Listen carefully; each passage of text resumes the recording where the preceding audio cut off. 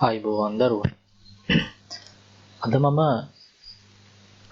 සාකච්ඡා කරන්න බලාපොරොත්තු වෙන්නේ මුදල් ප්‍රවාහ ප්‍රකාශයක් වක්‍රකමයට පිළියෙල කරගන්නේ කොහොමද කියන එක සම්බන්ධයෙන්. මුදල් ප්‍රවාහ ප්‍රකාශ ගැන අපි සාකච්ඡා කරනකොට අපිට අමතක කරන්න බැරි දෙයක් තමයි ශ්‍රී ලංකා ගිණුම් කරන ප්‍රතිඅංක 7. මොකද ශ්‍රී ලංකා ගිණුම් කරන ප්‍රතිඅංක 7 මගින් තමයි ව්‍යාපාරයක මුදල් ප්‍රවාහ ප්‍රකාශයක් පිළියෙල කිරීම සම්බන්ධයෙන් අවශ්‍ය සියලු මඟ පෙන්වීම් ලබා දෙන්නේ ශ්‍රී ලංකා ගිණුම් කරන ප්‍රතිඅංක 7 මගින්. ඉතින් මේ ශ්‍රී ලංකා ගිණුම් කරන ප්‍රතිඅංක 7ට අනුව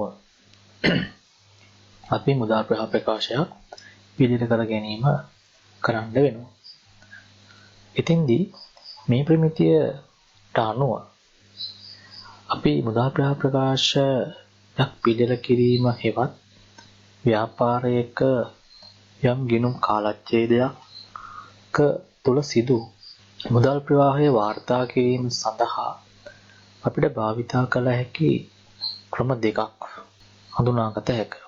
මොනවද මේ ක්‍රම දෙක කියන එක මේ වන විටත් ඔබ දන්නා කරුණක්. නැවත මතක් කර දීමක් කරවුවොත් මොනවද මේ ක්‍රම දෙක කියලා?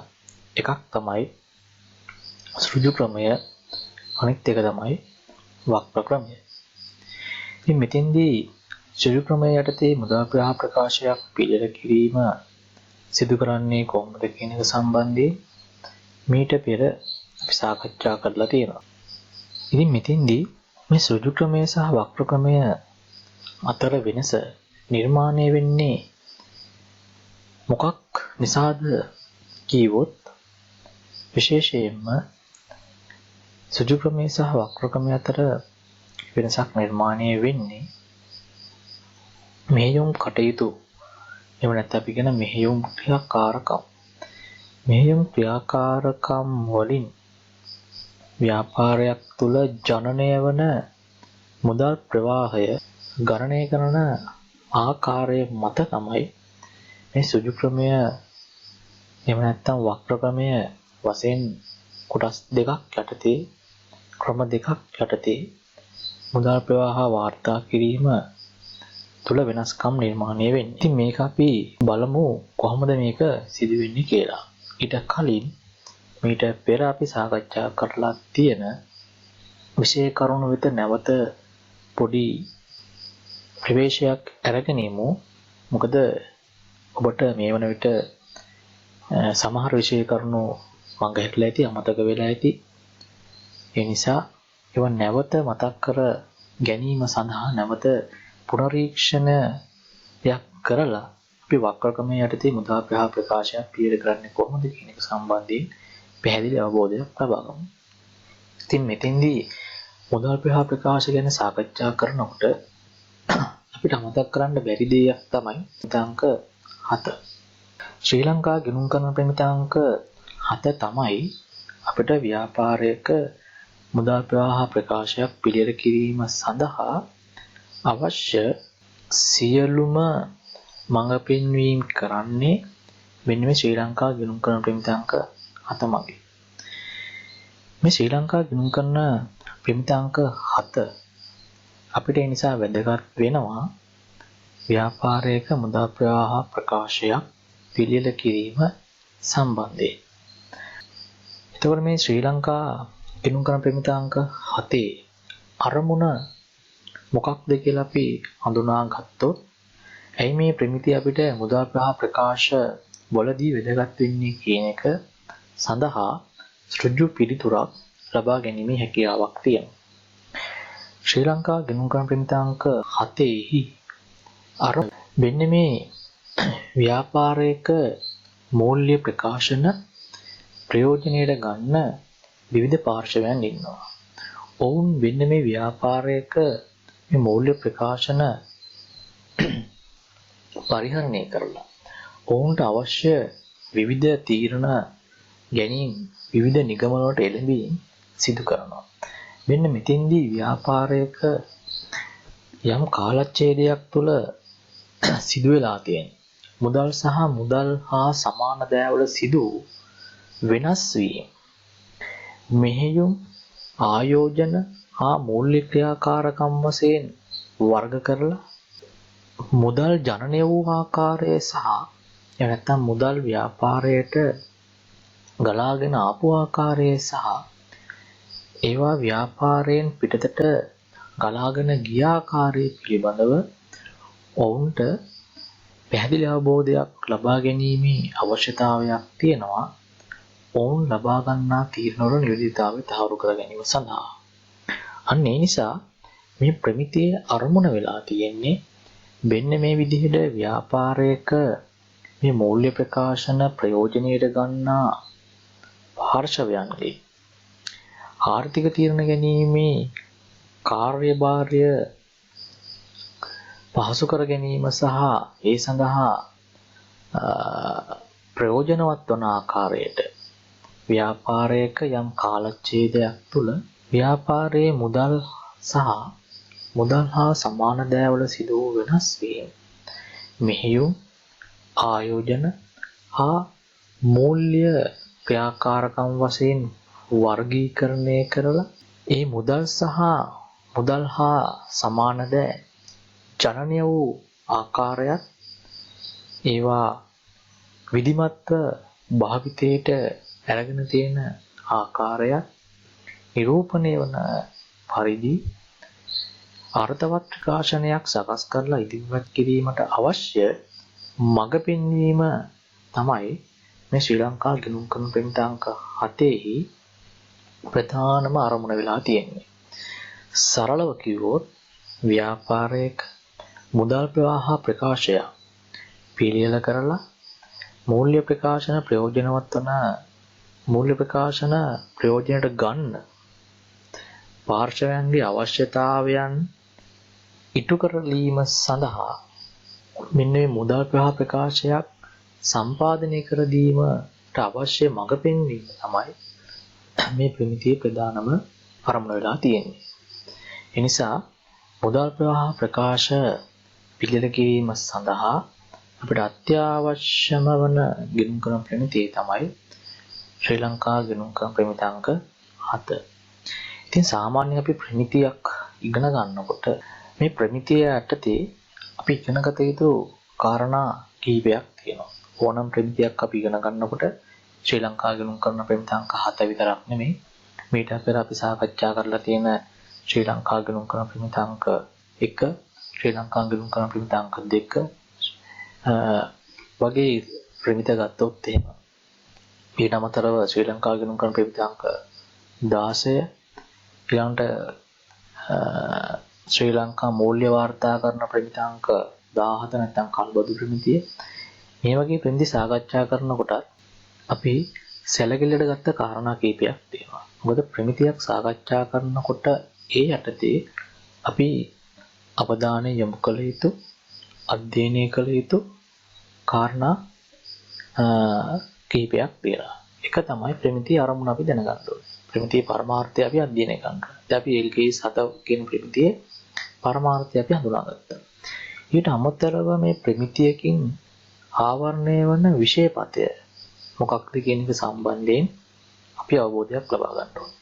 ඊට අමතරව මේ ප්‍රමිතිය මගින් ලබා දෙන අර්ථකථනය විවිධ විෂය කරුණු සම්බන්ධයෙන් ලබා දෙන අර්ථකථනයන් අපි ප්‍රමිතියේ ප්‍රකාරව අපි පැහැදිලිව අවබෝධ කර ගැනීම කළ යුතුයි. ඊට අමතරව ප්‍රමිතියක් අධ්‍යයනය කරනකොට මේ ප්‍රමිතිය භාවිතා කරලා අපි කළ යුතු ඉදිරිපත් කිරීම මොනවද කියන එක සම්බන්ධයෙන් අපි විශේෂ අවධානයක් යොමු කරන්න ඕනේ. මොකද ප්‍රමිතිය භාවිතා කරන්නේ යම්කිසි තොරතුරු අවශ්‍ය පාර්ශවයකට අවශ්‍ය තොරතුරු විධිමත්ව සංවේදනය කිරීම කාර්ය පහසු කර ගැනීම සඳහා. ඉතින් එතෙන්දී මේ ප්‍රමිතියක් භාවිතා කරලා තොරතුරු ඉදිරිපත් කරන්නේ කොහොමද කියන එක සම්බන්ධයෙන් විශේෂයෙන් අපි අධ්‍යයනය කළ යුතුයි. අපි බලමු ශ්‍රී ලංකා ගිණුම් කරන ප්‍රමිතාංක 7 යටතේ නැවත වාරයක් අපි ප්‍රධාන වශයෙන් හඳුනාගත යුතු කරුණු කාරණාවක් තමයි මුදල් ප්‍රකාශයක් කියන්නේ මොකක්ද කියන සම්බන්ධය.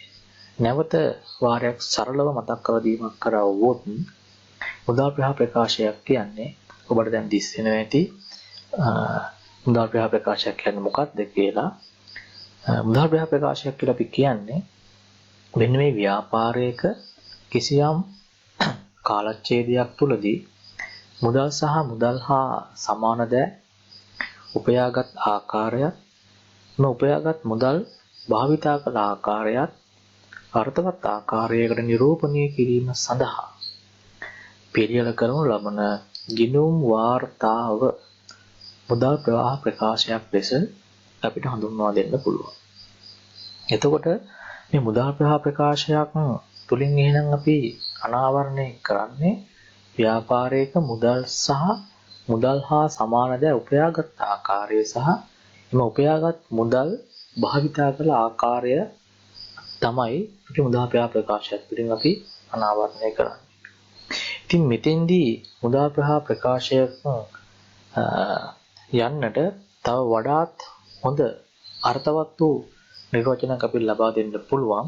ඒ මොකක්ද කියලා බැලුවොත් එහෙම මුදල් ප්‍රකාශයක් කියන්නේ තව පැත්තකින් බැලුවොත් යම් කාලච්ඡේදයක් තුල ව්‍යාපාරයේ මූල්‍ය තත්ත්වයේ සිදු වූ වෙනස් වීම අපි අනාවරණය කිරීම සඳහා පිළියෙල කරන ගිණුම් වාර්තාව මුදල් ප්‍රකාශය කියලා අපිට කියන්න පුළුවන්. ඒ කියන්නේ යම් කිසි ගිණුම් කාලච්ඡේදයක් තුල අපි ව්‍යාපාර කටයුතු වල නිරත වීම හරහා ව්‍යාපාරයේ මූල්‍ය තත්ත්වය වෙනස් වීම වලට භාජනය වෙනවා. උදාහරණයක් විදිහට දේපළ පියත උපකරණ මිලදී ගැනීමක් කරවුවොත් ව්‍යාපාරයේ දේපළ පියත උපකරණ වර්ධනයක් සිදු වෙනවා. එහෙම නැත්නම් ව්‍යාපාරයේ දේපළ පියත උපකරණ අලෙවි කිරීමක් කරවුවොත් විකුණා දැම්මොත් අතිරික්ත දේපළ පියත උපකරණ තියෙන්න පුළුවන්. එහෙම වුණොත් ව්‍යාපාරයේ දේපළ පියත උපකරණ අඩුවීමක් සිදු වෙන්න පුළුවන්. ඉතින් මෙතන මේ දේපළ පියත උපකරණ කියන්නේ ව්‍යාපාරයේ මූල්‍ය තත්ත්වයේ විදහා දක්වන ප්‍රධානම වත්කම. ඉතින් මෙතෙන්දී වත්කම් වෙනස් වීමක් සිදු වුණා. ඒතර වත්කම් වෙනස් වීම සිදු වුණේ කොහොමද කියන එක අනාවරණය කිරීම තමයි මුදල් ප්‍රවාහ ප්‍රකාශයේ පරමාර්ථය වෙන්නේ. ඒ කියන්නේ මූල්‍ය තත්ත්වයේ සිදු වෙනස් වීම අනාවරණය කරන එක තමයි මුදල් ප්‍රවාහ ප්‍රකාශයක පරමාර්ථය වෙන්නේ. ඒ නිසා මේක උදාහරණයක් පමණයි මම කිව්වේ. මේ වගේ ව්‍යාපාරයක මූල්‍ය තත්ත්වය හා සම්බන්ධයෙන් සිදුලා තියෙන සියලු වෙනස් වීම පැහැදිලිව ඒවා වර්ග කරලා ඒ තොරතුරු අනාවරණය කිරීම සඳහා පිළියෙල කරන විධිමත් ගිණුම් ප්‍රකාශයට ඒ නිසා අපි මුදල් ප්‍රවාහ ප්‍රකාශයක් කියලා අපි කියනවා. ඊළඟට මේ ප්‍රමිතිය යටතේ අපි හඳුනාගත යුතු පද කීපයක් තියෙනවා තව. ඒ තමයි දැන් මුදල් ප්‍රවාහ ප්‍රකාශයක් ගැන සාකච්ඡා කරනකොට අපි කිව්වා මුදල් ප්‍රවාහ ප්‍රකාශයෙන් අපි වාර්තා කරන්නේ මුදල් සහ මුදල් හා සමාන දෑවල සිදු වෙනස්කම්. නැත්නම් මුදල් සහ මුදල් හා සමාන දෑවල සිදු වූ ප්‍රවාහය තමයි මුදල් ප්‍රවාහ ප්‍රකාශයක් තුලින් අපි වාර්තා කරනවා කියලා කිව්වේ. එතන මෙතෙන්දී අපි මොනකද්ද මේ මුදල් කියලා අපි කියන්නේ? මුදල් කියලා කියන්නේ ව්‍යාපාරයක අත්ඇති මුදල් හා ඉල්ලුම් තැන්පතු වලට. අත්ඇති මුදල් කිව්වහම මුදල් ශේෂය සහ සුළු මුදල් ශේෂය කියන දෙකම අදාළයි. ඉල්ලුම් තැන්පතු කියලා අපි කියන්නේ අපි දන්නවා බැංකු ශේෂය.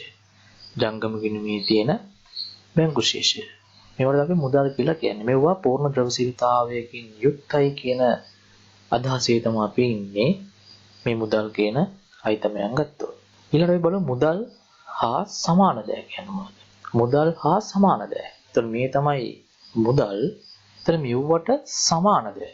තමයි මුදල් හා සමාන දෑ කියලා කියන්නේ. සරලව කිව්වොත්. ඒ කියන්නේ මුදල් හා සමාන දෑ කියලා කියන්නේ බලමු කිසිදු අවදානමකින් තොරව මුදල් බවට පරිවර්තනය කරගත හැකි ඉතා ඉහළ ද්‍රව්‍යශීලතාවයකින් යුත් කෙටි කාලීන ආයෝජන වලට අපි කියනවා මුදල් හා සමාන දෑ කියලා. උදාහරණයක් ගත්තොත් එහෙම ව්‍යාපාරයේ ත්‍රිමාසික භාණ්ඩාගාර බිල්පත්. ඒ කියන්නේ මාස 3කින් කල් පිරෙන භාණ්ඩාගාර බිල්පත්. මාස 3කින් කල් පිරෙන ස්ථාවර තැන්පතුව. මෙන්න මේ වගේ ඉතා කෙටි කාලයක් තුල අපිට මුදල් බවට පරිවර්තනය කරගන්න පුළුවන්. ඉහළ ද්‍රවශීලතාවයකින් යුතු සියලු ආයෝජනයන් අපි මුදල් හා සමාන දෑ කියලා අපි කියනවා.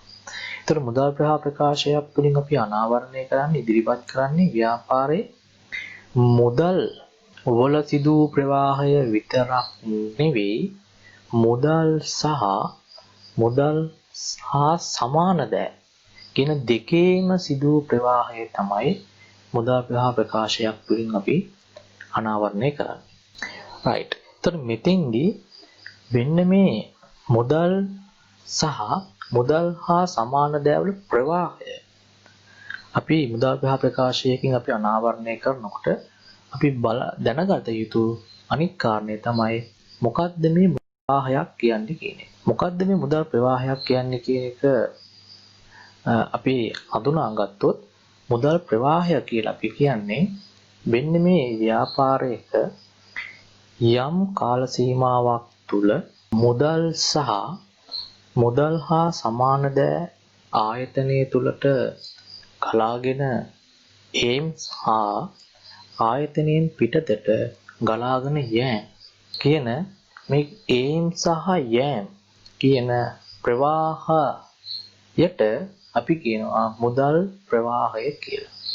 ඒ කියන්නේ තව පොඩ්ඩක් පැහැදිලි කරවුවොත් ව්‍යාපාරයක මුදල් ප්‍රවාහය කියන්නේ ගලා යෑම පමණක් නෙමෙයි. කියන්නේ මුදල් සහ මුදල් හා සමාන දෑ ව්‍යාපාරයෙන් එළියට ගලාගෙන යෑම පමණක් නෙමෙයි ව්‍යාපාරය තුලට ගලාගෙන ඒම කියන අවස්ථා දෙකම තමයි අපි මුදල් ප්‍රවාහය කියලා කියන්නේ. ඒ නිසා මුදල් ප්‍රවාහයේ ප්‍රධාන කොටස් දෙකක් අපිට හඳුනා ගන්න පුළුවන්. එකක් තමයි මුදල් ලැබීම් ප්‍රවාහය අපි ධන මුදල් ප්‍රවාහය කියලා කියනවා. දෙවෙනි එක තමයි මුදල් ගෙවීම් ප්‍රවාහය. අපි ඍණ මුදල් ප්‍රවාහය කියලා කියනවා. එතකොට මෙතෙන්දී මොකද්ද මේ මුදල් ලැබීම් ප්‍රවාහය කියලා කියන්නේ? නැත්තම් ධන මුදල් ප්‍රවාහය කියන්නේ මොකක්ද? ලැබීම් ප්‍රවාහය කියලා අපි කියන්නේ වෙන්නේ මේ ව්‍යාපාරයක ප්‍රාග්ධන හෝ අයබාර ભેදයකින් තොරව. කියන්නේ ඒක ප්‍රාග්ධන ගනුදෙනුවක්ද එහෙම නැත්නම් අයබාරමය ස්වරූපයේ ගනුදෙනුවක්ද කියන එකකින් තොරව යම් කාලච්ඡේදයක් තුලදී ව්‍යාපාරය තුලට සියලු ආකාරයන්ගෙන් සිදුවන මුදල් ගලාගෙන ඒම් ටික අපි කියනවා මුදල් ලැබීම් ප්‍රවාහය කියලා. ඒ කියන්නේ ව්‍යාපාරයක ප්‍රාග්ධන හෝ අයබාර ભેදයක් අපි සැලකිලිට ගන්න නැතුව ව්‍යාපාරයකට යම් කාලච්ඡේදයක් තුලදී විවිධ මාර්ග වලින් මුදල් ලැබුණා නම් අන්නේ ලැබීම් ටික තමයි අපි මුදල් ලැබීම් ප්‍රවාහය කියලා කියන්නේ. උදාහරණයක් අපි සාකච්ඡා කරවුවොත් ව්‍යාපාරයේ අත්පිට විකුණුම. ව්‍යාපාරයේ භාණ්ඩ අත්පිට මුදලට විකුණලා ව්‍යාපාරයට ලැබෙන මුදල් අපි ලැබීම් ප්‍රවාහය ලෙස හඳුනා ගන්නවා. ඊළඟට ණයගැතියන්ගෙන් ලැබෙන මුදල්. එතන අපි කියන වෙළඳ ලැබිය යුතු දෑ සම්බන්ධයෙන් ව්‍යාපාරයට ලැබෙන මුදල්. ඊළඟට පොලි ආදායම් වගේ විවිධ මාර්ග වලින් ලැබෙන මුදල්. ලාභාංශ ආදායම් වගේ විවිධ මාර්ග වලින් ලැබෙන මුදල්. ඊට අමතරව ස්ථාවරවත්කම් විකිණීමෙන් ලද මුදල්. කොටස් නිකුත් කිරීම වලින් ලැබෙන මුදල්. ණයකර නිකුත් කිරීම වලින් ලැබෙන මුදල්. බැංකු ණය ගැනීම වගේ මාර්ග වලින් ලැබෙන මුදල් ගලාගෙන ඒම් ටික අපි කියන මුදල් ලැබීම් ප්‍රවාහය කියලා. එතකොට මේ මුදල් ලැබීම් ප්‍රවාහය අපි වාර්තා කරන ස්ථානයක් තියෙනවා මූලික වශයෙන්. ඒ තමයි මුදල් ලැබීම් ජර්නලය. එතකොට මුදල් ලැබීම් ජර්නලය තුල තමයි මූලික වශයෙන් අපි මුදල් ලැබීම් ප්‍රවාහය වාර්තා කරන්නේ. ඒ හරහා අපි මුදල් ගිණුමේ හර පැත්තේ මේ මුදල් ලැබීම් ප්‍රවාහය අපි වාර්තා කරනවා. ඒක අපි මූලික සටහන් පොත් පිළියෙල කරනකොට අධ්‍යයනය කරලා තියෙන විෂය කරුණු. ඊළඟට මුදල් ප්‍රවාහය ගැන අපි සාකච්ඡා කරවුවොත් මොකද්ද මුදල් ගෙවීම් ප්‍රවාහය කියලා කියන්නේ?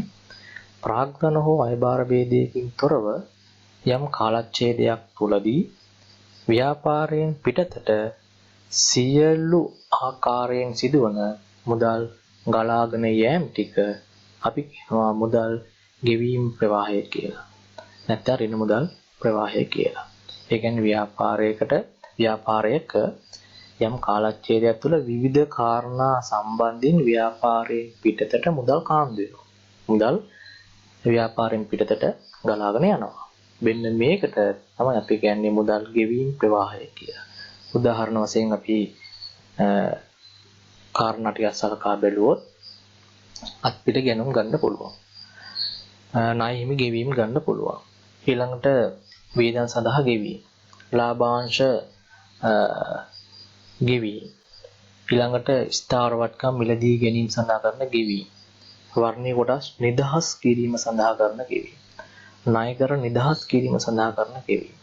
බැංකු ණය ගෙවීම. ඊළඟට කල්බදු ණය වගේ ණය වාරික ගෙවීම. අයිතිකරුවන් කරන ගැනිලි.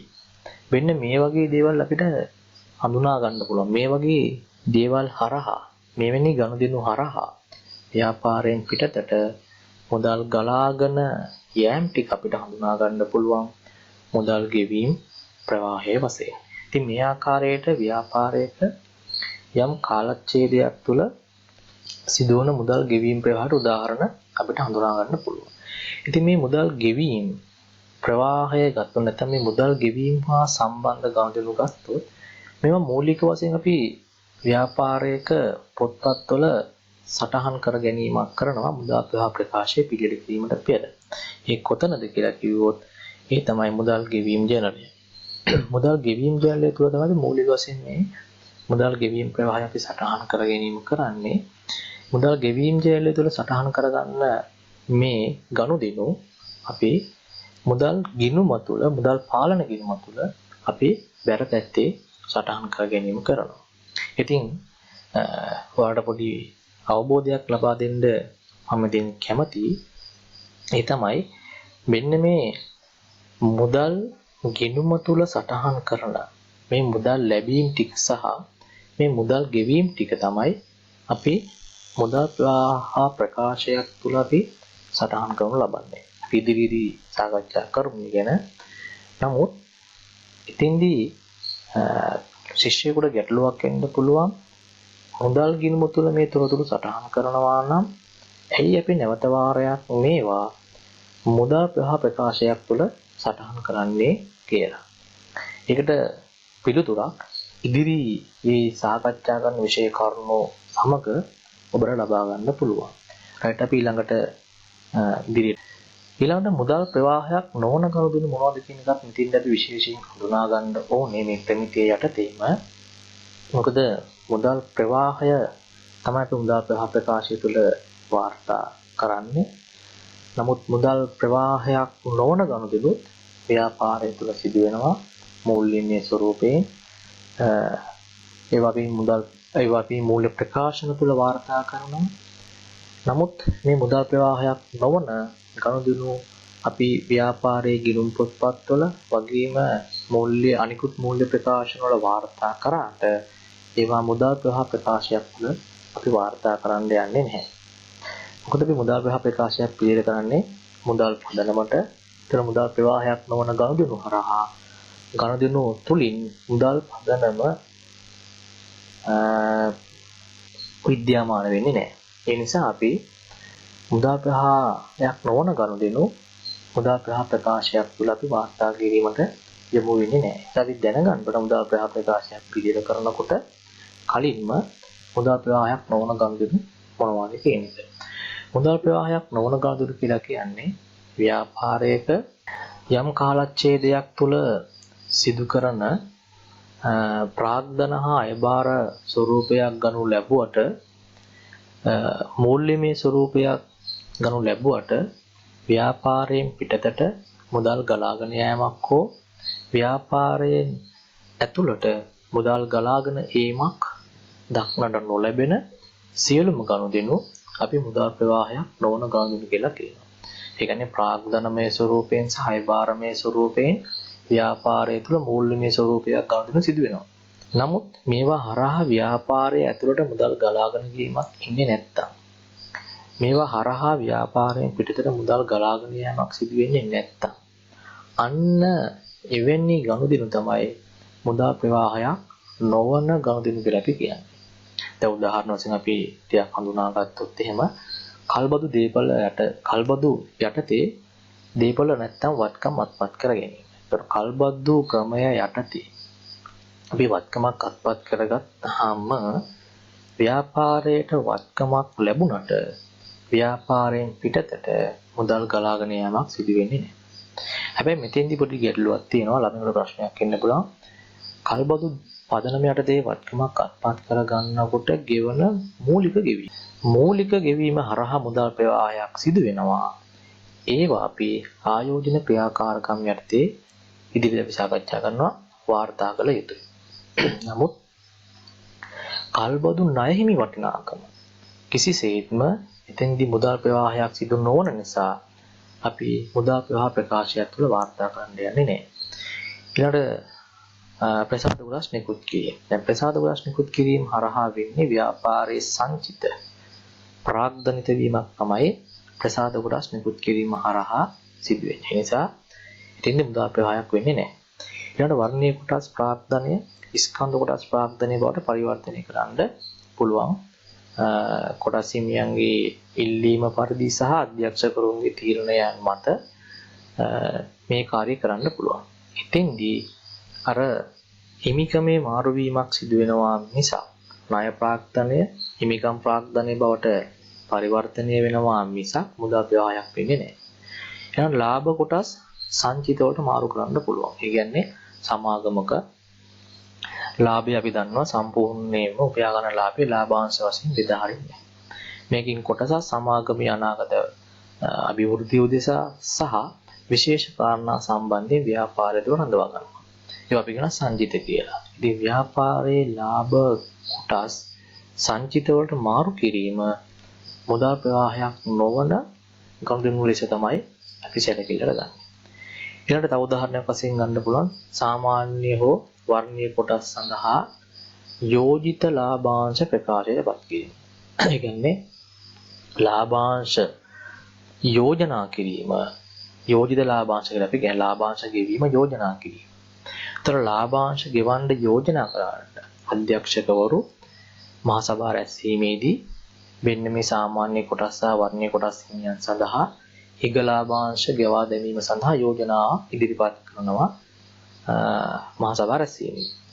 මෙන්න මේ යෝජනා කරන ලාභාංශ හරහා මුදල් ප්‍රවාහයක් ව්‍යාපාරය තුළ සිදු වෙන්නේ නැති නිසා මේවා අපි මුදල් ප්‍රවාහයක් නොවන ගනුදෙනු ලෙස තමයි හඳුනාගන්නේ. ඉතින් මේ ආකාරයට උදාහරණ විශාල ප්‍රමාණයක් අපිට හඳුනා ගන්න පුළුවන් මුදල් ප්‍රවාහයක් නොවන ගනුදෙනු සම්බන්ධයෙන්. තව උදාහරණයක් කිව්වොත් අපිට මුදල් ප්‍රවාහ ප්‍රකාශවලදී හම්බෙන තවත් හොඳ උදාහරණයක් තමයි දේපල පිළියෙත උපකරණ ශේවි. දුන් වට්ටම්. ඊට අමතරව ලද වට්ටම්. මෙන්න මේවා හරහා ව්‍යාපාරයේ මුදල් ප්‍රවාහයක් සිදු වෙන්නේ නැහැ. ඉතින් මේවා නිසා අපි කිසිසේත්ම මුදල් ප්‍රවාහ ප්‍රකාශයක් තුළ වාර්තා කරන්නේ. ඒවා හොඳට මතක තියාගන්න මුදල් ප්‍රවාහ ප්‍රකාශයක් පිළිර කරන අවස්ථාවලදී සැලකිල්ලට ගත යුතු වැදගත්ම විෂය කරුණු. හරි. ඒතර මෙන්න මේ අපි සාකච්ඡා කරපු මුදල් ප්‍රවාහය අපි මුදල් ප්‍රවාහ ප්‍රකාශයක් තුළ වාර්තා කරනකොට ඒක යම් විධිමත් ආකාරයකට ශ්‍රී ලංකා ගිණුම් කරන ප්‍රමිත අංක 7හි දක්වලා තියෙන මඟ පෙන්වීම වලට අනුව අපි මේ කාර්යය සිදු කරන්න ඕනේ. ඉතින් මුදල් ප්‍රවාහ ප්‍රකාශයක මේ මුදල් ප්‍රවාහය වාර්තා කරනකොට කොහොමද මේ මුදල් ප්‍රවාහය වාර්තා කරන්නේ කියන එක සම්බන්ධයෙන් අපි අවබෝධයක් ලබා ගමු ඊළඟට. මූලික වශයෙන් ගත්තොත් එහෙම ව්‍යාපාරයක මේ මුදල් ප්‍රවාහය මූලික වශයෙන් අපි සටහන් ගන්න මුදල් ගිණුම තුල. ඒ කියන්නේ ලැබීම් ජර්නලය සහ ගෙවීම් ජර්නලය තුල අපි මේ මුදල් ප්‍රවාහය වාර්තා කරනවා. නමුත් මුදල් ගිණුම තුල අපි මුදල් ප්‍රවාහය වාර්තා කරන්නේ ඒවා සිදු දින අනුපිළිවෙලට, ලදුපත් අංක අනුපිළිවෙලට සහ ගෙවි වවුචර් අංක අනුපිළිවෙලට ලැබීම් ජර්නලයේ සහ ගෙවීම් ජර්නලයේ සටහන් කරලා ඉන්න අතරව අපි මුදල් ගිණුම තුල මේ අපි වාර්තා කරන්නේ. ඉතින් මෙතෙන්දී මේ මුදල් ප්‍රවාහයේ මූලාශ්‍රයන් සැලකිල්ලට අරගෙන අපි මුදල් ප්‍රවාහය වාර්තා කිරීමක් සිදු කරන්නේ නැහැ මුදල් ගිණුම තුල.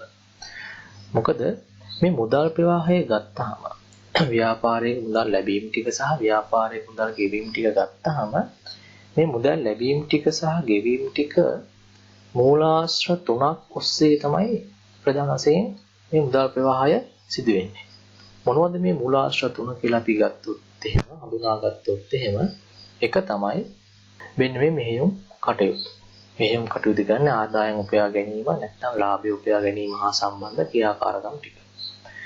ඊළඟට ආයෝජන කටයුතු. ආයෝජන ක්‍රියාකාරකම් කියලත් අපි කියනවා ව්‍යාපාරයක දීර්ඝකාලීන සම්පත් තුළ ඒ කියන්නේ ජංගම නොවන වත්කම් තුළ කරන සම්පත් යෙදවීම අපි විශේෂයෙන්ම ආයෝජන කියලා කියනවා. ඊළඟට මූල්‍ය කටයුතු. නැත්නම් මූල්‍ය ක්‍රියාකාරකම්. ඒ කියන්නේ ව්‍යාපාරයක අරමුදල් සපයා ගැනීම හා සම්බන්ධ කටයුතු අපි මූල්‍ය ක්‍රියාකාරකම් කියලා අපි කියනවා. ඉතින් මෙන්න මේවා තමයි ව්‍යාපාරයක මුදල් ප්‍රවාහයක් සිදුවිය හැකි ප්‍රධාන මූලාශ්‍ර වෙන්නේ. ඉතින් මෙතෙන්දී අපි මේ මුදල් ගිණුම තුල වාර්තා කරන මේ මුදල් ලැබීම් ටික සහ මේ මුදල් ගෙවීම් ටික මේ කියන මුදල් ප්‍රවාහයේ මූලාශ්‍ර ටික සැලකිල්ලට අරගෙන මේ කියන ආකාරයට මේ මූලාශ්‍ර තුන ඔස්සේ මේ මුදල් ප්‍රවාහය වර්ගීකරණය කරලා ඒ වර්ගීකරණය කරන ලද මුදල් ප්‍රවාහය තමයි අපි මුදල් ප්‍රවාහ ප්‍රකාශය තුල වාර්තා කරන්නේ. ඒ නිසා මුදල් ප්‍රවාහ ප්‍රකාශයක් සහ මුදල් ගිණුමක් අතර වෙනසක් අපිට හඳුනා ගන්න පුළුවන්. නමුත් මුදල් ප්‍රවාහ ප්‍රකාශය කියලා කියන්නේ ශ්‍රී ලංකා ගිණුම් කරන ප්‍රමිතාංක 1 යටතේ ප්‍රකාශිත මූල්‍ය ප්‍රකාශන කට්ටලයක් තුල අන්තර්ගත විය යුතු මූල්‍ය ප්‍රකාශනය. එසම මේ දෙක අතර පැහැදිලි වෙනසක් තියෙනවා. මූල්‍ය ප්‍රකාශනයකින් අපි බලාපොරොත්තු වෙන්නේ තොරතුරු පරිහරණය කරන පාර්ශවයන්ට ඔවුන්ගේ තොරතුරු පරිහරණය කිරීමේ කාර්ය පහසු වන ආකාරයට අපි ප්‍රයෝජනවත් ආකාරයෙන් ආර්ථික තොරතුරු sannivedanaya කිරීම. ඒ නිසා මුදල් ගිණුම ඔවුන් වෙත අපි sannivedanaya කරන්නේ නැහැ. මුදල් ගිණුම ඔවුන් වෙත ලබා දුන්නා කියලා උන්ට ලොකු අවබෝධයක් ලබා ගැනීමේ හැකියාවක් ලැබෙන්නේ නැහැ. මොකද එතන තොරතුරු පරිහරණය කරන පාර්ශ්වයන් අතර ගිණුම් කරන්නේ පිළිබඳ අවබෝධයක් තියන අය ඉන්නත් පුළුවන්. ගිණුම් කරන පිළිබඳ අවබෝධයක් නැති අය ඉන්නත් පුළුවන්. ඒ නිසා අපි මුදල් ගිණුම කිසිසේත්ම තොරතුරු sannivedanaya කිරීම සඳහා භාවිතයට ගන්න මූල්‍ය ප්‍රකාශනයක් නෙවෙයි. ඒ නිසා මුදල් ගිණුම තුල වාර්තා කරන තොරතුරු ටිකම ගනුදෙනු ටිකම තමයි මුදල් ප්‍රවාහ ප්‍රකාශයක් තුල විවාර්තා කරන්නේ. හැබැයි ඒ මුදල් ගනුදෙනු වල මූලාශ්‍රය මත ඒවා වර්ගීකරණයක් කරලා පැහැදිලිතාවයකින් යුතුව තමයි අපි මුදල් ප්‍රවාහ ප්‍රකාශයක් තුල වාර්තා කරන්න යන්නේ. ඒ නිසා ඒවායේ මූලාශ්‍රය මත අර පෙර පරිදිම කීවා වගේ ප්‍රධාන කොටස් තුනක් යටතේ අපිට වර්ගීකරණය කරන්න පුළුවන්. 1 මෙහෙයුම් ක්‍රියාකාරකම්, 2 ආයෝජන ක්‍රියාකාරකම්, 3 මූල්‍ය ක්‍රියාකාරකම්. අපි බලමු මොනවද මෙහෙයුම් ක්‍රියාකාරකම් කියන්නේ, ආයෝජන ක්‍රියාකාරකම් කියන්නේ මොකක්ද කියලා බලමු. මූල්‍ය ක්‍රියාකාරකම් කියන්නේ මොකක්ද කියලා අපි බලමු. ඉතින් මෙහෙයුම් ක්‍රියාකාරකම් කියලා අපි කියන්නේ ව්‍යාපාරයක ප්‍රධානම ආදායම් ඉපීමේ ක්‍රියාමාර්ගය ආශ්‍රිතව සිදු කරන කටයුතු වලට අපි කියන මෙහෙයුම් ක්‍රියාකාරකම් කියලා. තවදුරටත් සරල කරවුවොත් ව්‍යාපාරයේ ලාභය උපයා ගැනීම හා සම්බන්ධ සියලුම කටයුතු ටික අපි කියනවා මෙහෙයුම් කටයුතු, මෙහෙයුම් ක්‍රියාකාරකම් කියලා. මෙන්න මේ කටයුතු හරහා ව්‍යාපාරයක් තුල සිදුවන නැත්නම් ව්‍යාපාරයක් තුල ජනනය වන මුදල් ප්‍රවාහය තමයි අපි මෙහෙයුම් ක්‍රියාකාරකම් වලින් ජනනය වන මුදල් ප්‍රවාහය කියලා අපි කියන්නේ. ඒ නිසා මෙහෙයුම් ක්‍රියාකාරකම් වලින් ජනනය වන මුදල් ප්‍රවාහයට උදාහරණ වශයෙන් අපිට ගන්න පුළුවන් මෙන්න මේ කාරණා ටික. මොනවද කියලා බැලුවොත් භාණ්ඩ හා සේවා අලෙවියෙන් ලැබෙන මුදල්. භාණ්ඩ හෝ සේවා අත්පිට මුදලට අලෙවි කරලා අපිට ලැබෙන මුදල් අපිට හඳුනා ගන්න පුළුවන් මෙහෙයුම් ක්‍රියාකාරකම් වලින් ජනනය වන මුදල් ප්‍රවාහයක් ලෙස. ඊට අමතරව භාණ්ඩ හෝ සේවා සැපීම වෙනුවෙන් සැපයුම් කරුවන්ට ගෙවන මුදල්. අපි භාණ්ඩ හෝ සේවා ණයට සපයා ගන්නවා. ඒවා සපයන සැපයුම් කරුවන්ට ණය හිමියන්ට එහෙම නැත්නම් වෙළඳ ගෙවිය යුතු දෑ සඳහා අපි කරන මුදලින් කරන ගෙවීම. මෙහෙයුම් ක්‍රියාකාරකම් වලට අදාළ මුදල් ප්‍රවාහයක් ලෙස හඳුනා ගන්න පුළුවන්. ඊට අමතරව ණය ගැතියන්ගෙන් අපිට ලැබෙන මුදල්. ණය ගැතියන්ගෙන් අපිට ලැබෙන මුදල් නැත්නම් වෙළඳ ලැබිය යුතු දෑ සම්බන්ධයෙන් අපිට ලැබෙන මුදල් මෙහෙයුම් ක්‍රියාකාරකම් වලින් ජනනය මුදල් ප්‍රවාහයක් ලෙස හඳුනා ගන්න පුළුවන්. ඊට අමතරව සේවකයන්ට ගෙවන වැටුප් ඇතුළු අනිකුත් සියලුම වියදම්. කියන්නේ වියදම් සම්බන්ධයෙන් ව්‍යාපාරය මුදලින් කරන ගෙවීම් ටික අපි මෙහෙයුම් ක්‍රියාකාරකම් ලෙස හඳුනා ගන්න පුළුවන්. ඊට අමතරව රක්ෂණ ගෙවීම් සහ රක්ෂණය හරහා අපිට ප්‍රතිලාභ ලැබීම් තියෙන්න පුළුවන්. රක්ෂණ වාරික ගෙවීම් ඒ වගේම රක්ෂණ වාරික ගෙවීම් වගේම යම් විපත්වලදී රක්ෂණය හරහා අපිට ප්‍රතිලාභ ලැබෙන්න පුළුවන්. මෙන්න මේ හරහා සිදුවන මුදල් ප්‍රවාහයත් අපි මෙහෙයුම් ක්‍රියාකාරකම් වලින් ජනනය වන මුදල් ප්‍රවාහයක් ලෙස අපි හඳුනාගන්නේ. මේක ඇතැම් කෙනෙකුට හිතෙන්න පුළුවන් ආයෝජන ක්‍රියාකාරකම් යටතේ යා යුතු එකක්. මොකද රක්ෂණය කරපුවම අනාගතයේ ප්‍රතිලාභ ලැබෙන්නේ. ඒ නිසා මේක ආයෝජන ක්‍රියාකාරකමක් කියලා හිතෙන්න පුළුවන්. ඒ නිසා තමයි විශේෂ ගනුදෙනුවක් විදිහට මම මෙතින්දී ඒක දිරිවත් කරේ. ඊළඟට අපි ගත්තොත් එහෙම මෙහෙයුම් ක්‍රියාකාරකම් යටතේ අපිට ගන්න පුළුවන් මූල්‍ය හෝ ආයෝජන ක්‍රියාකාරකම් යටතේ විශේෂයෙන් හඳුනාගත නොහැකි අනිකුත් ඕනෑම මුදල් ප්‍රවාහය අපිට මෙහෙයුම් ක්‍රියාකාරකම් යටතේ සැලකිලිට ගන්න පුළුවන්. උදාහරණයක් විදිහට ආදායම් බදු ගෙවීම. දැන් ආදායම් බදු ගෙවීම ගත්තොත් එහෙම ඒක ආයෝජන ක්‍රියාකාරකම් යටතේද මූල්‍ය ක්‍රියාකාරකම් යටතේද මෙහෙයුම් ක්‍රියාකාරකම් යටතේද යන්න විශේෂය අපිට සඳහන් කිරීමේ හැකියාවක් නැහැ. සඳහන් නිර්ණායකයක් අපිට හඳුනා ගැනීම හැකියාවක් නැහැ. නමුත් අපිට මේක ආයෝජන හෝ මූල්‍ය ක්‍රියාකාරකම් යටතේ ඇතුළත් නොකර අපි මෙහෙයුම් ක්‍රියාකාරකම් යටතේ අපි ඒවා ඇතුළත් කරනවා. ඉතින් මේ ආකාරයට ව්‍යාපාරයක ලාභ උපයා ගැනීම හා සම්බන්ධ කටයුතු එහෙම නැත්නම් ව්‍යාපාර ප්‍රධාන ආදායකයේ කටයුතු හරහා සිදුවන මුදල් ප්‍රවාහයන් අපි මෙහෙයුම් ක්‍රියාකාරකම් වලින් ජනනය වන මුදල් ප්‍රවාහයන් ලෙස හඳුනා ගන්නු ලබනවා. අපි ඊළඟට බලමු ක්‍රියාකාරකම් කියන්නේ මොනවද කියලා. මෙතෙන්දී අපි ආයෝජන ක්‍රියාකාරකම් කියලා කියන්නේ ව්‍යාපාරයක අනාගත ආදායම් උත්පාදනය කිරීමේ අපේක්ෂාවෙන් වර්තමානයේදී විවිධ සම්පත් තුළ කෙරෙන ආයෝජන කටයුතු අපි ආයෝජන ක්‍රියාකාරකම් කියලා කියනවා. ඒ කියන්නේ ව්‍යාපාරයක් අනාගතයේදී ආදායම් උපයා ගැනීමේ අපේක්ෂාව පෙරදරි කරගෙන වර්තමානයේදී ජංගම නොවන වත්කම් තුළ කරන ආයෝජන කටයුතු තමයි ආයෝජන ක්‍රියාකාරකම් කියලා අපි කියන්නේ. ඉතින් මේක ව්‍යාපාරයේ අනාගත අභිවෘද්ධිය සඳහා බලපාන කටයුත්තක් ආයෝජනය කියලා කියන්නේ.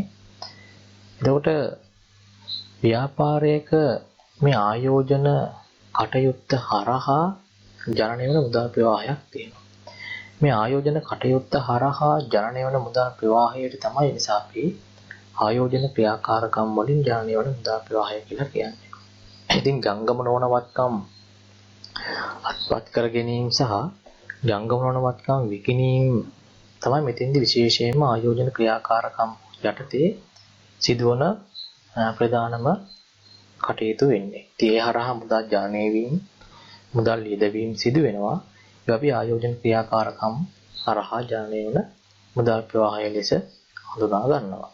උදාහරණ වශයෙන් ගත්තොත් එහෙම දීපල ප්‍රියත හා උපකරණ අස්පුරුෂ වත්කම් හා අනෙකුත් දීර්ඝකාලීන වත්කම් අත්පත් කර ගැනීමට ඒවා ඉදිකිරීමට හෝ සංවර්ධනය කිරීමට ප්‍රාග්ධනගත කරන පිරිවැය නැත්නම් මුදල් අපිට උදාහරණ වශයෙන් ගන්න පුළුවන් ආයෝජන ක්‍රියාකාරකම් වලින් ජනනය වන මුදල් ප්‍රවාහයක් වශයෙන්. ඊට අමතරව දේපල පිළිවෙත හා උපකරණ හා අස්පුරුෂ වත්කම් සහ අනිකුත් දීර්ඝායන වත්කම් විකිණීමෙන් ලැබෙන මුදල්. අතිරික්ත වත්කම් තියෙන්න පුළුවන්. ව්‍යාපාර ප්‍රයෝජනයක් නැති මෙවැනි ජංගම නොවන වත්කම් තියෙන්න පුළුවන්. මේවා විකිණීම හරහා ව්‍යාපාරයට ලැබෙන මුදල් අපිට ආයෝජන ක්‍රියාකාරකම් වලින් ජනනය වන මුදල් ප්‍රවාහයට උදාහරණ වශයෙන් අපිට ගන්න පුළුවන්.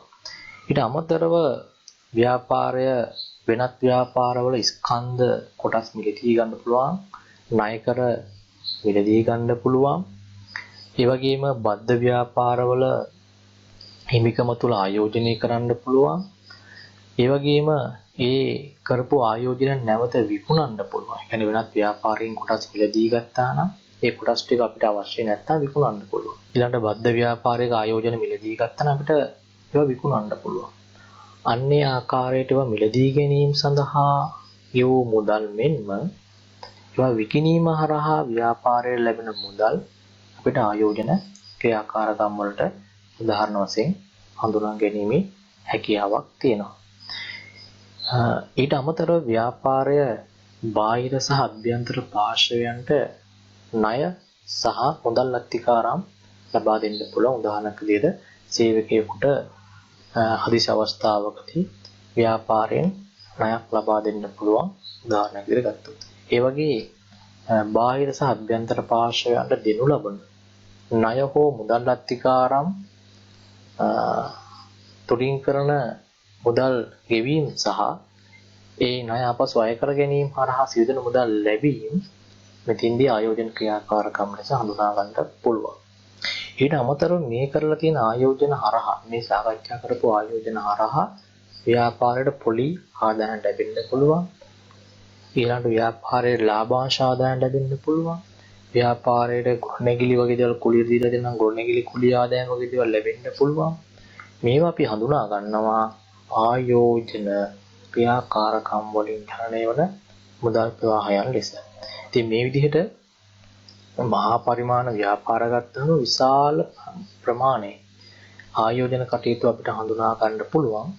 මේ විශාල ප්‍රමාණයේ ආයෝජන කටයුතු හරහා ජනනය වන සියලුම මුදල් ප්‍රවාහයන් අපි ආයෝජන ක්‍රියාකාරකම් යටතේ නිසා ඇතුළත් කරගත යුතුයි. ඊළඟට මූලික ක්‍රියාකාරකම් කියන්නේ මොකක්ද කියන එක අපි හඳුනා ගත්තොත්. මෙතෙන්දී මූලික ක්‍රියාකාරකම් කියලා අපි කියන්නේ ව්‍යාපාරයක අරමුදල් සම්පාදන මාර්ග හා බැඳුණු කටයුතු වලට අපි මූලික ක්‍රියාකාරකම් කියලා කියනවා. කියන්නේ ව්‍යාපාරයක අරමුදල් සම්පාදනය කරගන්න පුළුවන් මාර්ග දෙකක් තියෙනවා. එකක් තමයි හිමිකම හරහා අරමුදල් සම්පාදනය කරගන්න පුළුවන්. අනිත් එක තමයි ණය ප්‍රාග්ධනය හරහා අරමුදල් සම්පාදනය කරගන්න පුළුවන්. ඉතින් මේ හිමිකම මූලික ක්‍රියාකාරකම් කියලා කියන්නේ නිසා මේ හිමිකම සහ ණය ප්‍රාග්ධනය ආශ්‍රිතව සිදුවන ක්‍රියාකාරකම් වලට තමයි අපි මූලික ක්‍රියාකාරකම් කියලා කියන්නේ. තවදුරටත් සරල කරලා කිව්වොත් ව්‍යාපාරයක ස්කන්ධය සහ ජංගම නොවන වගකීම් ආශ්‍රිතව සිදුවන ක්‍රියාකාරකම් ටික තමයි මෙතින්දී අපි මූලික ක්‍රියාකාරකම් කියලා කියන්නේ. ඒ නිසා මූලික ක්‍රියාකාරකම් හරහා ජනනය වන මුදල් ප්‍රවාහයට උදාහරණ වශයෙන් මෙන්න මේවා අපිට හඳුනා ගන්න පුළුවන්. කොටස් හෝ වෙනත් එවැනි ස්කන්ධ උපකරණ නිකුතුවකින් ලැබෙන මුදල්. ඊට අමතරව කොටස් නැවත අත්පත් කර ගැනීමට හෝ නිදහස් කිරීමට ගෙවන මුදල්. ඊළඟට ණය කර නිකුතුවෙන් හෝ වෙනත් දීර්ඝකාලීන ණය ගැනීම වලින් ලද මුදල් හෝ එවැනි ණය ආපසු ගෙවීම අපිට මූලික ක්‍රියාකාරකම් වලට උදාහරණ වශයෙන් ගන්න පුළුවන්. ඊළඟට කල්බදු මූලික ගෙවීම.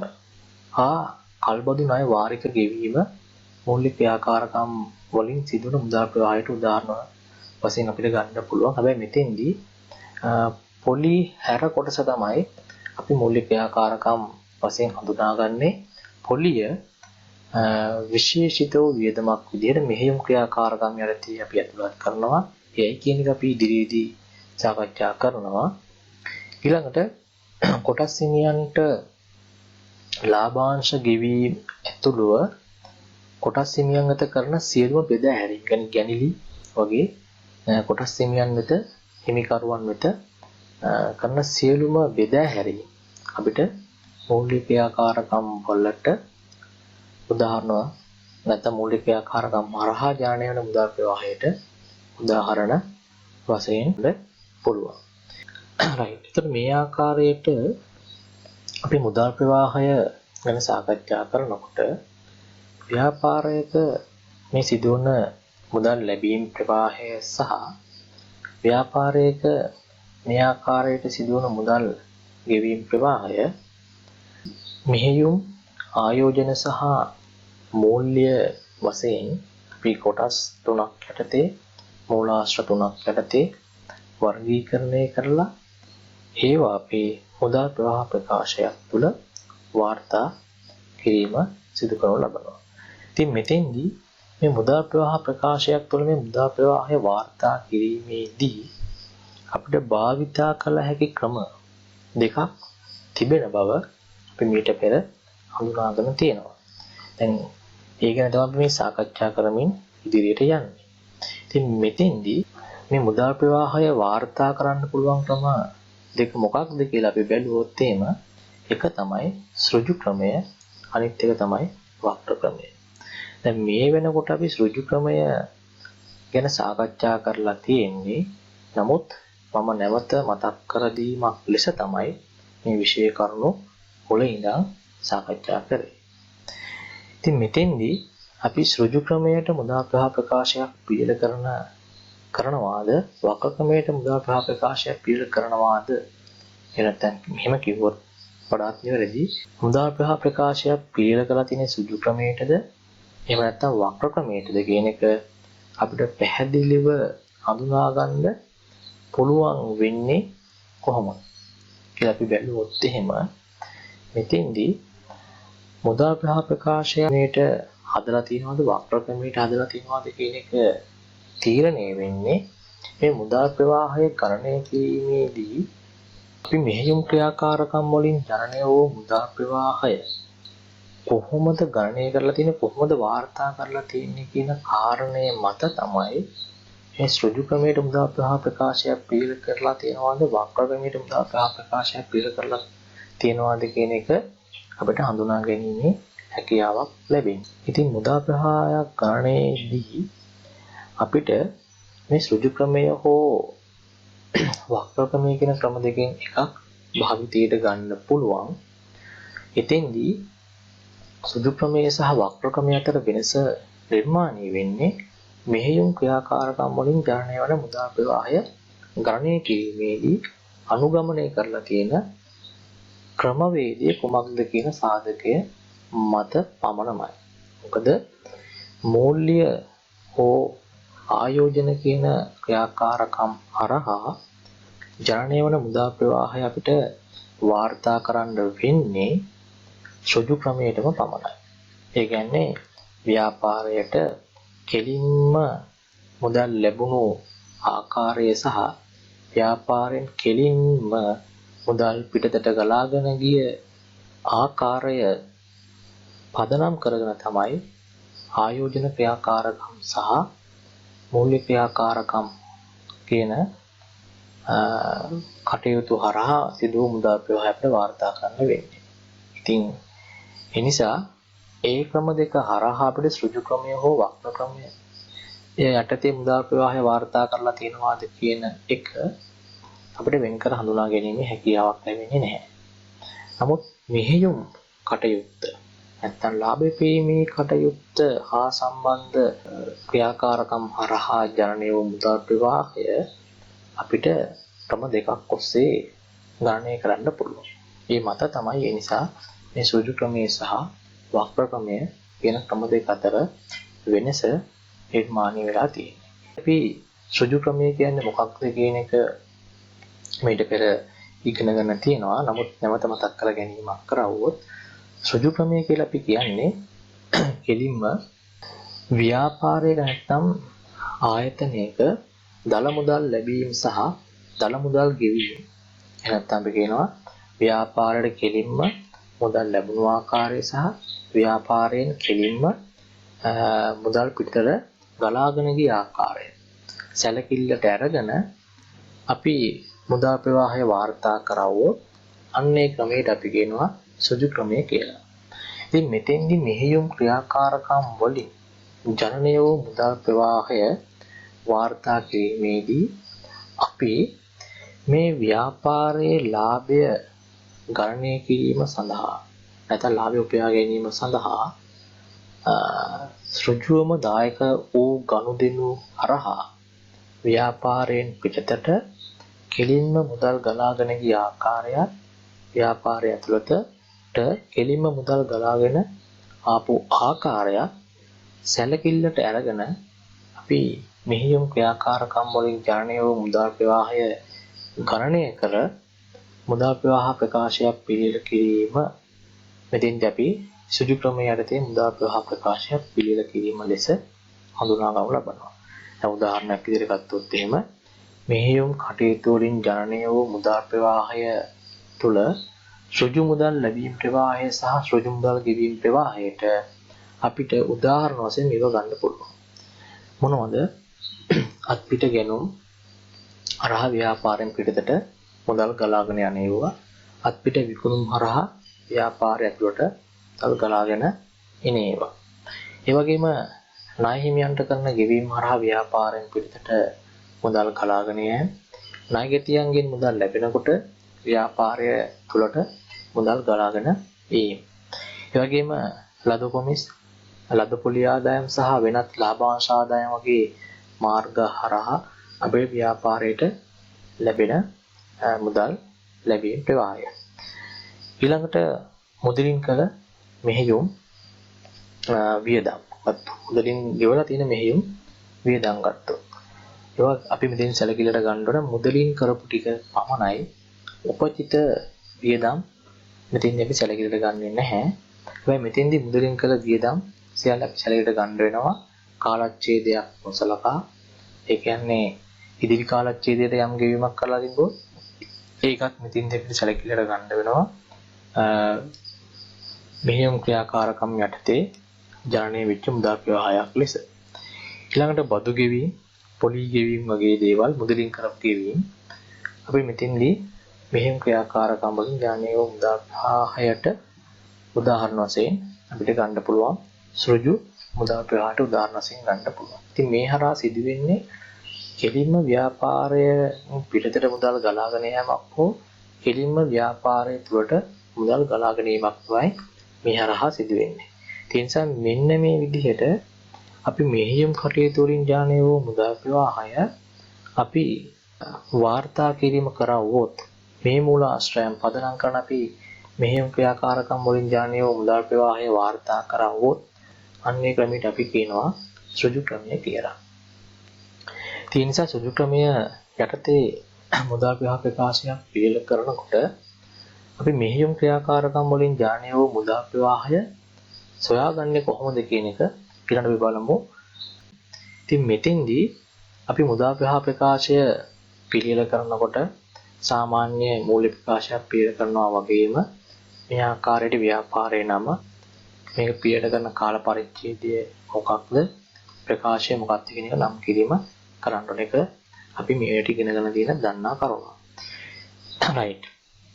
මෙතෙන්දී මෙහෙයුම් ක්‍රියාකාරකම් වලින් ජනනය වෙන මුදල් ප්‍රවාහය අපිට මේ ආකාරයට හොයා ගන්න පුළුවන් ඍජු ක්‍රමයේදී මෙතන අපි කෙලින්ම දල මුදල් ප්‍රවාහය එහෙම නැත්නම් කෙලින්ම මුදල් ලැබුණු විදිය සහ කෙලින්ම ව්‍යාපාරයෙන් පිටතට මුදල් ගියපු ආකාරය තමයි මෙතන වාර්තා කිරීම කරන්නේ ඍජු ක්‍රමයේදී. ඉතින් අත්පිට විකුණුම් අපිට ධන මුදල් ප්‍රවාහයක් ලෙසත් වෙළඳ ලැබී විදෑම මත ලද මුදල්, ඒ කියන්නේ ණයගැතියන්ගෙන් ලැබුණු මුදල් ධන මුදල් ප්‍රවාහයක් ලෙසත් අත්පිට ගැනුම් ඍණ මුදල් ප්‍රවාහයක් ලෙසත් වෙළඳ ගෙවිතු දෑ සඳහා අපි මුදලින් ගෙවලා තියෙන ගෙවීම් ටික රින්ද මුදල් ප්‍රවාහයක් ලෙසත් ඊළඟ මුදලින් ගෙවූ පරිපාලන වියදම්, මුදලින් ගෙවූ බෙදාහැරීමේ වියදම්, අනිකුත් මුදලින් ගෙවූ මෙහෙයුම් වියදම් යන ආදිය අපිට ඍණ මුදල් ප්‍රවාහයක් ලෙස වාර්තා කරන්න පුළුවන්.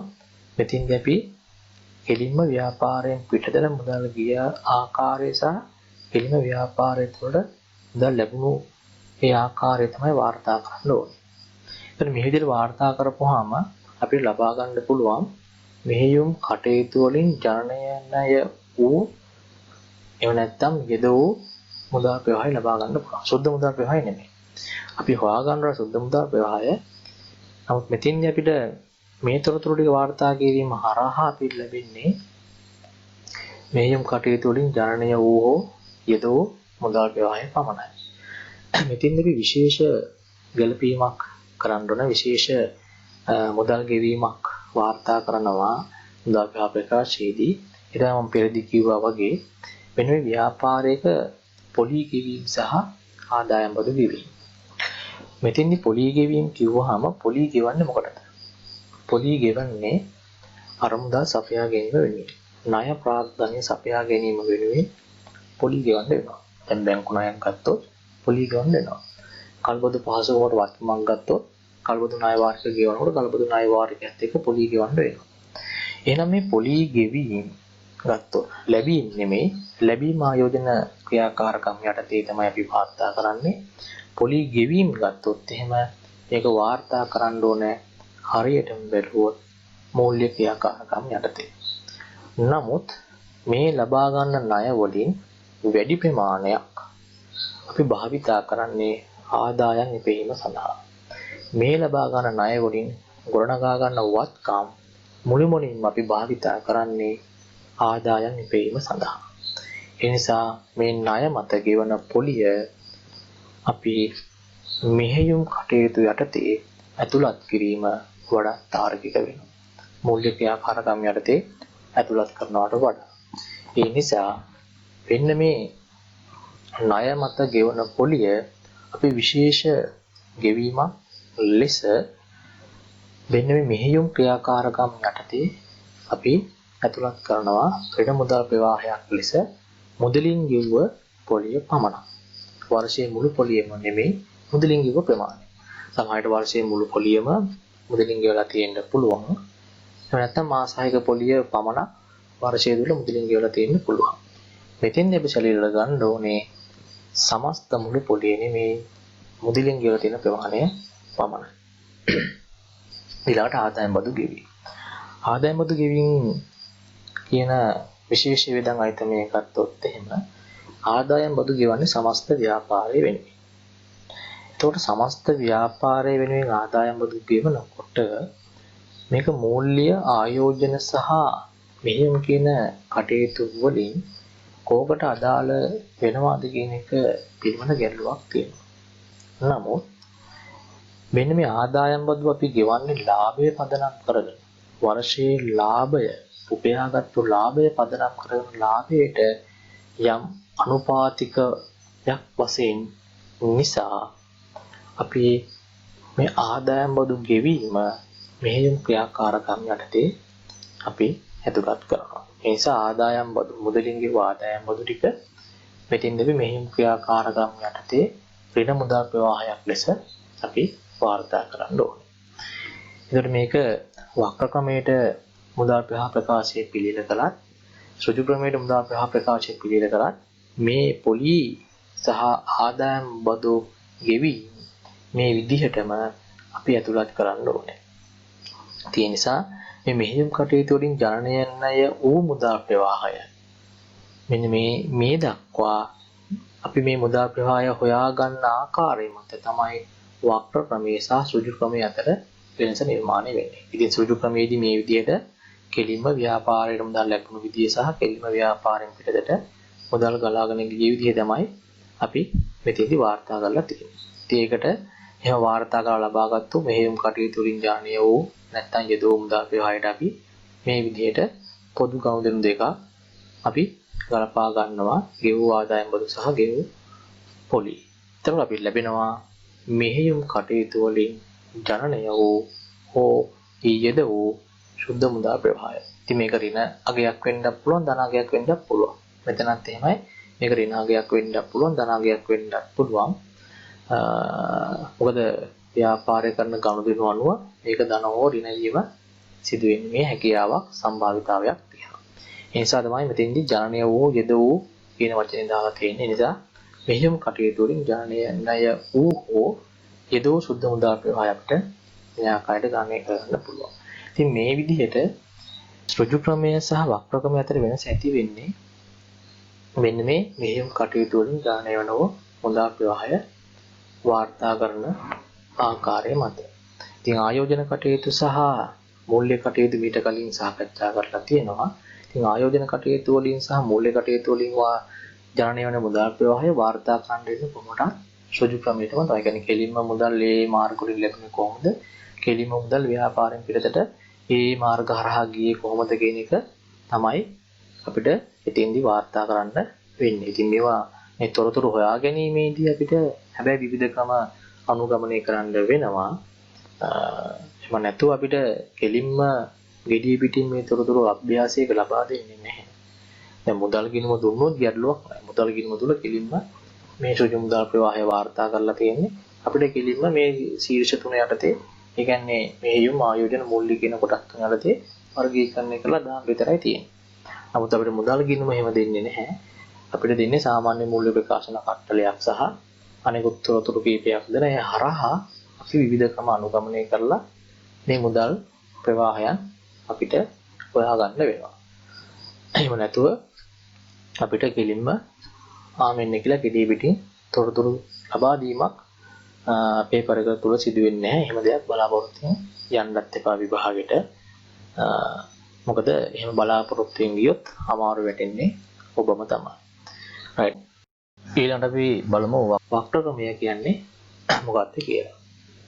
දැන් මෙතෙන්දී මම පැහැදිලිව කිව්වා වක්‍ර ක්‍රමය සහ ඍජු ක්‍රමය අතර වෙනස නිර්මාණය වෙන්නේ මෙහෙයුම් ක්‍රියාකාරකම් වලින් ජනනය වන මුදල් ප්‍රවාහය හරහා කියලා. ඉතින් මෙතෙන්දී මෙහෙයුම් ක්‍රියාකාරකම් කියලා අපි කිව්වේ ලාභය. ව්‍යාපාරයේ ලාභය උපයා ගැනීම හා සම්බන්ධ කටයුතු වලට. එහෙනම් මෙතෙන්දී අපි වක්‍ර ක්‍රමයේදී සිදු කරන්නේ යම් කිසි කාලච්ඡේදයක් තුළ උපයාගත්තු ලාභය පදනම ලෙස උගෙන මේ ලාභයට යම් යම් ගැළපීම් කීපයක් කරලා ඒ හරහා මෙහෙයුම් කටයුතු හරහා ජනනය වූ මුදල් ප්‍රවාහය ගණනය කර ගැනීමක් සිදු කරලා මුදල් ප්‍රවාහය වාර්තා කිරීමක් තමයි මෙතෙන්දී අපි සිදු කරන්නේ. ඉතින් ඒ නිසා මේ වක්‍ර ක්‍රමය කියලා කියන්නේ කාලච්ඡේදයේ බදු පෙර සුද්ධ ලාභය නැත්නම් අලාභය. මෙතෙන්දී ගන්න බදු පෙර සුද්ධ ලාභය එහෙම නැත්නම් අලාභය. මොකද ආදායම් බද්ද අපි මුදල් ප්‍රකාශය තුළ වෙනමම අයිතමයක් ලෙස වාර්තා කරන නිසා බදු පසුලාභය අපි ගන්නෙ නැහැ. බදු පෙරලාභය තමයි අපි මෙතෙන්දී සැලකිලිට ගන්නෙ. ඉතින් මේ බදු පෙරලාභය අපි ගත්තාම බදු පෙරලාභයේ ආදායම් ප්‍රකාශය තුළ ගණනය කරලා තියෙන්නේ උපචිත පදනම. දැන් අපි උපචිත පදනම කියන්නේ මොකද්ද? මූල්‍ය පදනම කියන්නේ මොකක්ද කියන එක දන්නවා. දැන් මෙතෙන්දී මේ බදු පෙරලාභය කියන එක අපි මූල්‍ය පදනමට පරිවර්තනය කර ගැනීම කරන්න වෙනවා.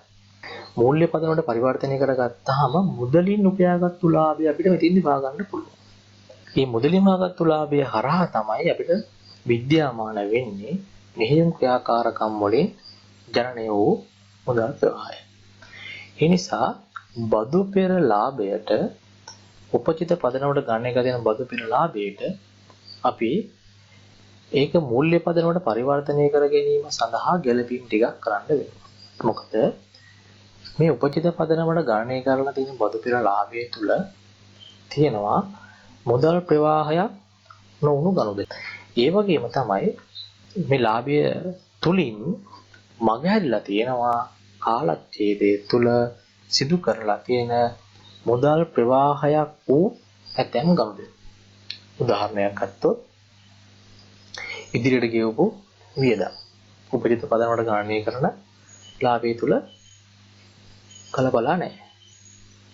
ඉතින් ඒ නිසා මේ ලාභයට අපි යම් යම් ගැළපීම් ටිකක් කරන්න වෙනවා.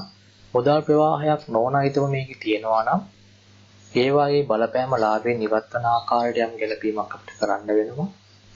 ඒ වගේම මුදලින් සිදු කරලා තියෙන ගනුදෙනුවක් වුවත් ලාභය තුල අන්තර්ගත වෙලා නැත්නම් ඇතුළත් වෙලා නැත්නම් ගලපලා නැත්නම් ඒක අපි ලාභයට ගලපා ගන්න සිදු වෙනවා.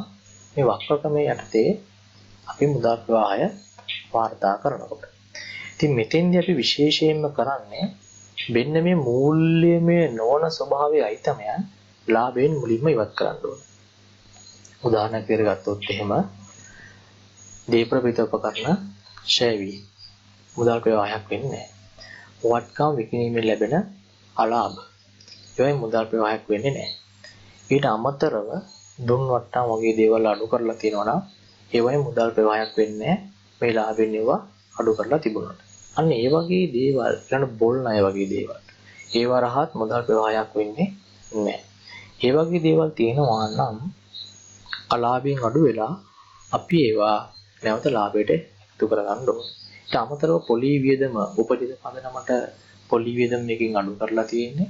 ඒ නිසා මේ පොලි වියදමත් අපි එකතු කරන්න ඕනේ. මොකද මේක විශේෂ වියදම් ආයතනයක් විදිහට මුදලින් ගෙවුව ටික අපි මෙහෙයුම් ක්‍රියාකාරකම් වලම පහතින් අඩු කරලා පෙන්නන නිසා.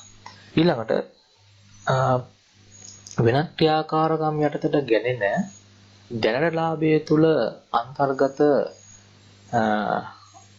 ආදායම් තියෙන්න පුළුවන්. උදාහරණයක් විදිහට ලාභාංශ ආදායම්, පොලි ආදායම් වගේ දේවල් අනෙකුත් ආදායම් යටතේ බදු පිර ලාභයේ තුරට කලපලා තියෙන්න පුළුවන්.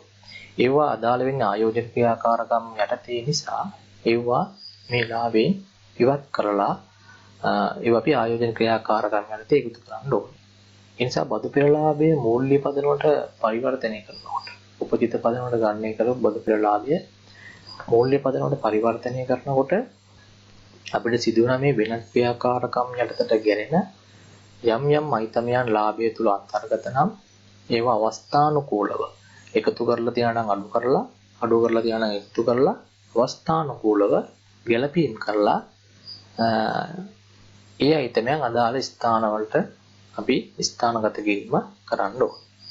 ඊට අමතරව වෙන්න මේ ලාභයට උපජිතයන් සහ ඉදිරියට කළ ගෙවීම් හා ලැබීම් සහිත කාරක ප්‍රාග්ධන සංචලනයන් ගැළපීමක් මෙතින් අපිට කරන්න වෙනවා. ඒක පොඩ්ඩක් අපි ඉදිරියේදී සාකච්ඡා කරමු.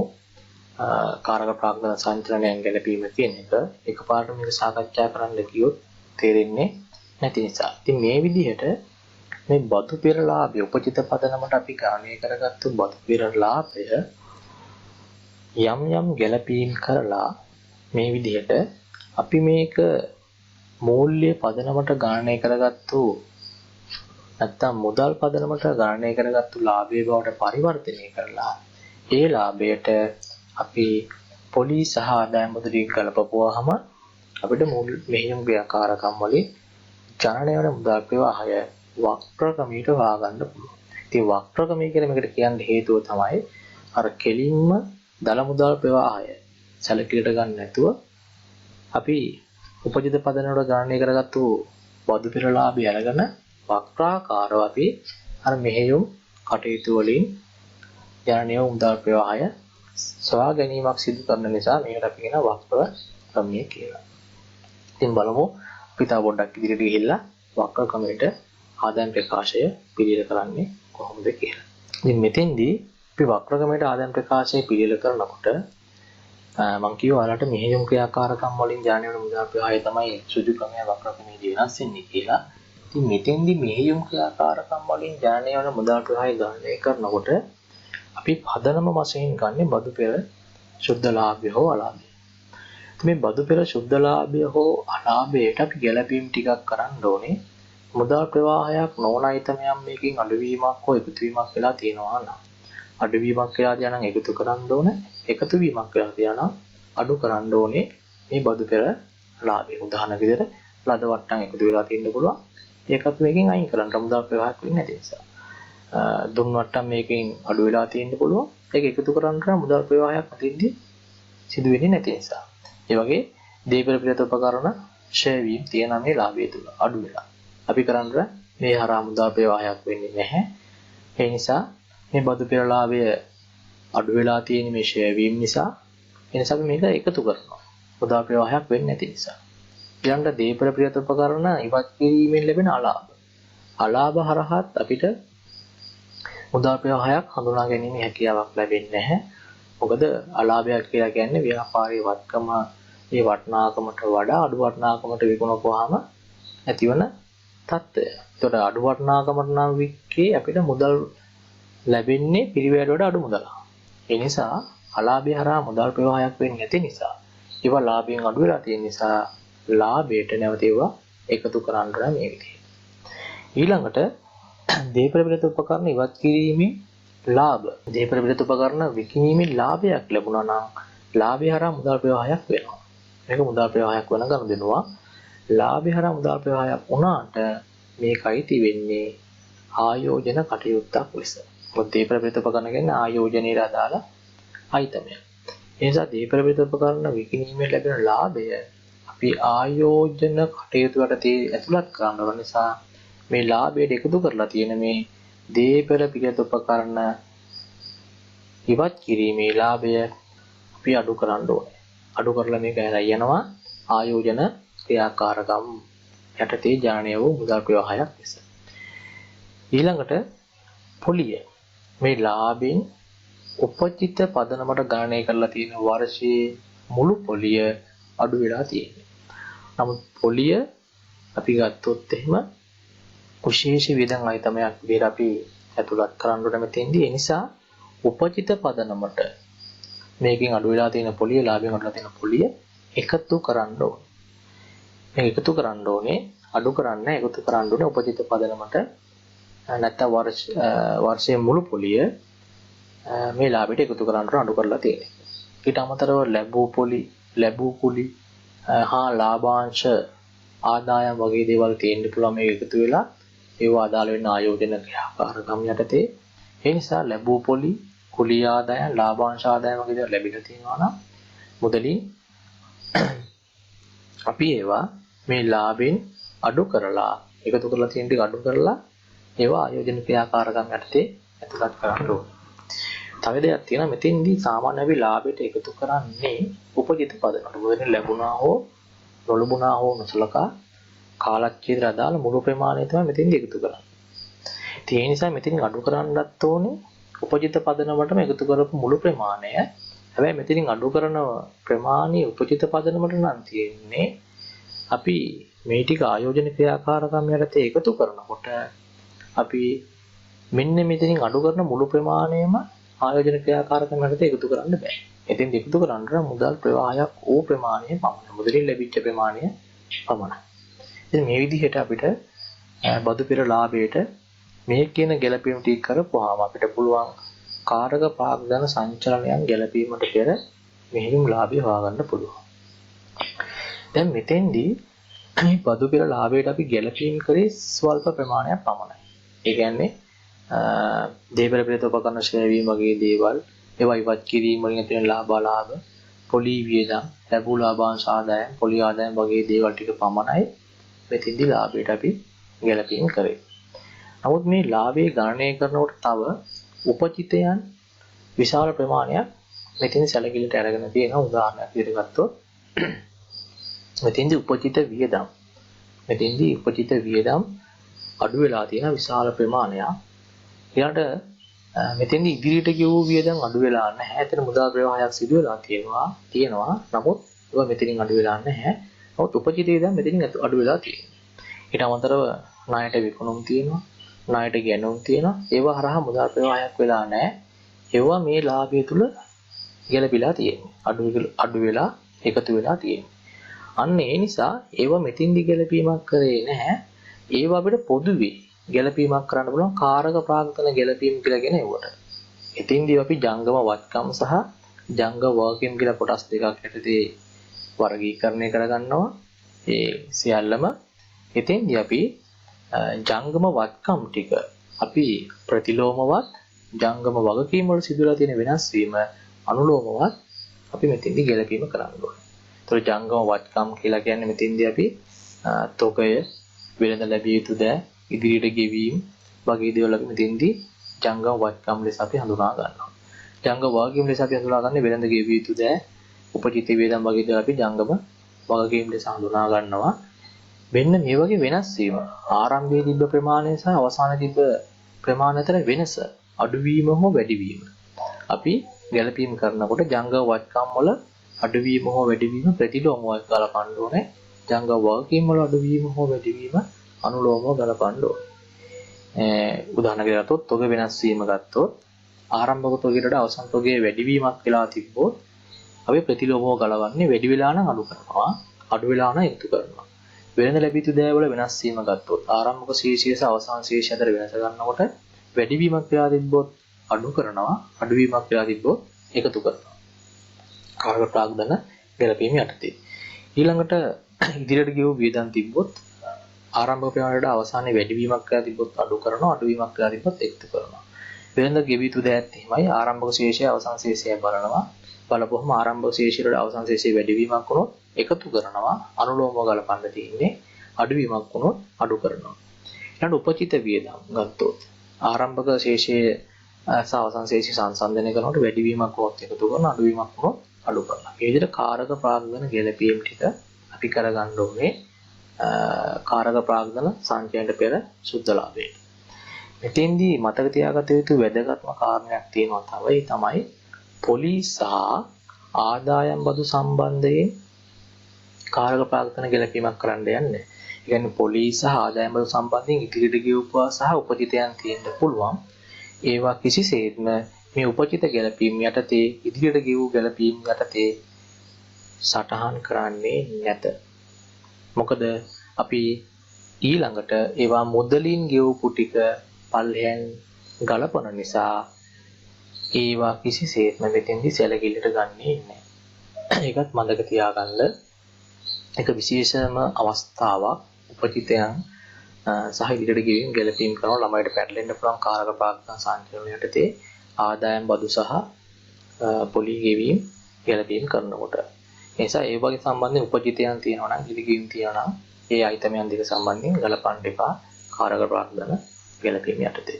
ඉතින් මේ විදිහට කාරක ප්‍රාග්ධන ගැලපීම් ටික කරාට පස්සේ මේ මෙහෙයුම් ලාභයට අපි ලබා ගන්න පුළුවන් මෙහෙයුම් කටයුතු වලින් ජනනය වූ හෝ යෙදූ මුදල් ප්‍රවාහය. ඉතින් මේ මෙතනින් එහාට වක්‍ර ක්‍රමයේ සහ සුදු ක්‍රමයේ වෙනසක් නැහැ. ඉතින් මේ දක්වා මේ මෙහෙයුම් කටයුතු වලින් ජනනය වූ මුදල් ප්‍රවාහය හොයා ගැනීමේ මේ කාර්ය නැත්නම් මේ කොටස තමයි වක්‍ර ක්‍රමයේ සහ සුදු ක්‍රමයේ අතර වෙනසක් නිර්මාණය කරන්නේ. ඉතින් මේ විදිහට අපිට වක්‍ර ක්‍රමයේ යටතේ බදු පෙරළාභයේ පදනම් කරගෙන වක්‍රාකාරව මෙහෙයුම් කටයුතු වලින් ජනනය වූ සුද්ධ මුදල් ප්‍රවාහය මෙහෙයුම් කටයුතු වලින් ජනනය වූ හෝ යෙදවූ මුදල් ප්‍රවාහය අපිට හොයාගන්න පුළුවන්. ඉතින් මෙතෙන් ඊළඟට අපි පොලි මුදලින් ගෙවූ පොලිය සහ ආදායම් බදු ටික ගලපුවාට පස්සේ මෙහෙයුම් කටයුතු වලින් ජනනය වූ හෝ යෙදවූ සුද්ධ මුදල් ප්‍රවාහය හොයාගන්න පුළුවන්. ඉතින් මේ විදිහට වක්‍ර ක්‍රමයේ යටතේ අපිට මෙහෙයුම් කටයුතු වලින් ජනනය වූ හෝ යෙදවූ සුද්ධ මුදල් ප්‍රවාහය අපිට පැහැදිලිව ගණනය කර ගැනීමේ හැකියාවක් තියෙනවා. ඉතින් ආයෝජන කටයුතු ටිකත් නැවත වාරයක් ඔයාලට පෙන්නන්නම්. මූලික කටයුතු ටිකත් නැවත වාරයක් පෙන්නන්නම්. ඉතින් ආයෝජන ක්‍රියාකාරකම් යටතේ ජනනය වූ මුදල් ප්‍රවාහය මේ ආකාරයට වාර්තා කරන්න පුළුවන්. ඒ ප්‍රපියත උපකරණ විකිණීමෙන් ලැබෙන මුදල් තියනවා නම් ඒකතු කරනවා. අනිකුත් ජංගම වත්කම් වගේ දේවල් විකිණීමෙන් ලැබෙන මුදල් තියනවා නම් ඒකතු කරනවා. සේවක ණය දීම් තියනවා නම් ඒවා අපි එකතු කරනවා. ලාභාන් ලැබූ සේවක ණය දීමක් තියෙනවා නම් අඩු කරනවා. මෙතන අඩු කිරීමක් එන්න ඕනේ. ඊළඟට ලැබූ ලාභාංශ වගේ දේවල් තියෙනවා අපි එකතු කරනවා. ලැබූ පොලි වගේ දේවල් අපි එකතු කරනවා. ධන මුදල් ප්‍රවාහය. ඊළඟට දේප්‍රවිත උපකරණ මිලදී ගැනීම සඳහා ගෙවන මුදල් අපි අඩු කරනවා. අනිකුත් ජංගම නොවනවත්කම් මිලදී ගැනීමට කරන ගෙවීම් අපි අඩු කරන්න ඕනේ. ඉතින් මේ ආකාරයට අපි ධන සහ ඍණ මුදල් ප්‍රවාහය වාර්තා කරගන්න ඕනේ ආයෝජන ක්‍රියාකාරකම් හා සම්බන්ධ. ඒ කියන්නේ ජංගම නොවනවත්කම් හා සම්බන්ධ කටයුතු වලින් ජනනය වූ මුදල් ටික. ඒතර අපි ලැබෙන සුද්ධ මුදල් ප්‍රවාහය ආයෝජන කටයුතු වලින් ජනනය වූ. ඒකට අපි ගලපා ගන්න ඊට පස්සේ මූල්‍ය ක්‍රියාකාරකම් ටික මූල්‍ය ක්‍රියාකාරකම් යටතේ ගත්තාම කොටස් මොකද ලැබෙන මුදල් එකතු කරන්න ඕනේ. බැංකු ණය ගැනීම වගේ දේවල්, වෙළඳ දියුණු කාලීන ණය ගැනීම වගේ දේවල් අපි එකතු කරන්න ඕනේ. මුදල් ලැබෙන හින්දා. ඊළඟට ලාභාංශ ගෙවීම, අයිතිකරමත කරන බෙදා හැරීම, ණය ආපසු ගෙවීම වගේ දේවල් අපි අඩු කරාට අමතරව ණය වාරික ගෙවීම කරලා තියනම් පොලි හැර කොටස අඩු කරන්න ඕනේ. කල්බදු ණය වාරික ගෙවීම කරලා තියනම් පොලි හැර කොටස අඩු කරන්න ඕනේ. ඉතින් මේ ආකාරයට මූල්‍ය කටයුතු වලින් ජනනය වූ ඍණ සහ ධන මුදල් ප්‍රවාහය ගලපා ගන්නට පස්සේ ලැබෙනවා. මූල්‍ය කටයුතු වලින් ජනනය වූ හෝ යෙද වූ ශුද්ධ මුදල් ප්‍රවාහය. ඊළඟට අපි මේ ක්‍රියාකාරකම් තුනේ ශුද්ධ මුදල් ප්‍රවාහය ඒ එකතුවට අපි කියනවා ශුද්ධ මුදල් ජනනය වීම නැත්නම් යෙදවීම කියලා. එහෙනම් මේකට අපි කියනවා කාලච්ඡේදයේ ශුද්ධ මුදල් ප්‍රවාහය කියලා කියනවා. එහෙනම් කාලච්ඡේදයේ ශුද්ධ මුදල් ජනනය වීම සහ යෙදවීම කියලා තමයි මේකට කියන්නේ. එතකොට කාලච්ඡේදය තුල ව්‍යාපාර කටයුතු නිරත වීම තුල ඒ කිනුම් කාලච්ඡේදය තුල ජනනය වෙච්ච ශුද්ධ මුදල් ප්‍රවාහය තමයි අපිට මේ ආකාරයට ගණනය කරගන්න පුළුවන් වෙන්නේ. මෙහෙයුම් ආයෝජන මූල්‍ය කියන ක්‍රියාකාරකම් තුන හරහා. මේකට අපි තව ආරම්භයේ මුදල් හා සමාන ද ශේෂය තියෙනවා නම් ආරම්භක මුදල් හා මුදල් සමාන ද ශේෂය ගලපා ගැනීම කරන්න ඕනේ. එම ගලප ගත්තාම වර්ෂය අවසානයේ ඉතිරි මුදල් හා මුදල් සමාන ද අපිට හඳුනා ගැනීමේ හැකියාවක් තියෙනවා. එතන මේ ආකාරයට අපිට වක්‍ර ක්‍රමයේ යටතේ මුදල් ප්‍රවාහ ප්‍රකාශය පිළිවෙල කරගන්න පුළුවන්.